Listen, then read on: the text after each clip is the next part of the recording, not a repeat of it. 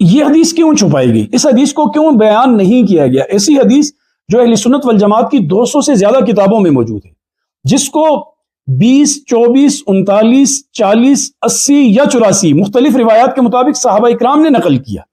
جو روایت صحاح ستہ کی 2 کتابوں میں، مسلم میں اور ترمذی میں موجود ہے، جس کو مستدرک حاکم کے اندر بھی ذکر کیا گیا، جس کو مسند احمد کے اندر بھی ذکر کیا گیا، جس کو حضرت علی نے بھی روایت کیا، جس کو حضرت زید بن ارقم نے بھی روایت کیا، جس کو ابو سعید خدری نے بھی روایت کیا، جس کو حضرت سلمان فارسی نے بھی روایت کیا، جس کو حضرت ابو ذر غفاری نے بھی روایت کیا، جس کو حضرت جابر بن عبداللہ نے بھی روایت کیا، جس کو حضرت حذیفہ بن یمان نے بھی کیا، خزیمہ ابن ثابت نے بھی کیا، اور دیگر صحابہ نے بھی کیا رضی اللہ تعالی عنہم. جو اتنی کتابوں میں موجود، اتنے صحابہ سے منقول، اور جو نبی پاک صلی اللہ علیہ وآلہ وسلم نے 3 مواقع پر یہ حدیث بیان کی.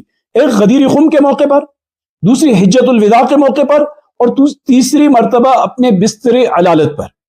یہ حدیث اتنے طرق سے مروی ہے کہ جس کو حسن اور صحیح کہا تمام محدثین نے، کہ پیارے نبی صلی اللہ علیہ وسلم نے فرمایا کہ میں تمہارے درمیان 2 چیزیں چھوڑ کے جا رہا ہوں، ترکت فیکم الثقلین، 2 بھاری بوجھل چیزیں چھوڑ کے جا رہا ہوں، کتاب اللہ و عترتی، اللہ کی کتاب اور اپنا خاندان. ان تمسکتم بہما لن تضلوا من بعدی ابدا، اگر تم ان دونوں کو مضبوطی سے تھامے رکھو گے تو میرے بعد کبھی گمراہ بھی نہیں. دوسری روایت میں ہے کہ اس حدیث کے آخر میں اذکرکم اللہ فی اہل بیتی، 3 مرتبہ فرمایا کہ میں تمہیں اللہ کی یاد دلاتا ہوں اپنے گھرانے کے بارے میں، مطلب ان کا خیال رکھنا، ان کی حفاظت کرنا، ان کی ہر بات ماننا. اور ایک اور روایت جو مسند احمد کی روایت ہے، اس کے آخر میں یہ ہے کہ آپ علیہ الصلوۃ والسلام نے فرمایا کہ یہ کتاب اور میرا خاندان یہ کبھی بھی ایک دوسرے سے الگ نہیں ہو سکتے، یہاں تک کہ یہ دونوں میرے پاس حوض کوثر پر آ جائیں.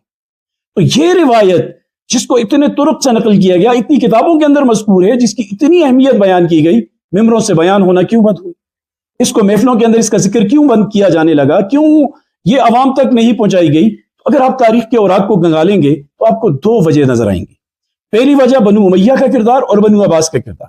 بنو امیہ یزید و ما بعدہم، یزید، مروان، عبد الملک اور ان کے بعد، اور اسی طرح بنو عباس کا دور، کہ یہ ڈرتے تھے کہ اگر اہل بیت سے متعلق کچھ روایات اگر ہم نے بیان کی تو لوگوں کی عقیدت ان کے پاس چلی جائے گی، کہیں ہم سے حکمرانی نہ چھین لیں.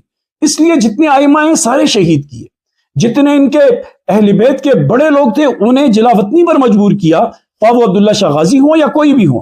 یہ جو لوگ کہتے ہیں نا سید بہت پھیل گئے، وہ اسی لیے پھیلے کہ انہیں مجبور کیا گیا. کوئی بخارا چلا گیا، کوئی سمرقند چلا گیا، کوئی عراق، کوئی سامرا، کوئی ایران، وہ پھیلتے چلے گئے، کرتے کرتے پوری دنیا کے اندر یہ پھیل گئے.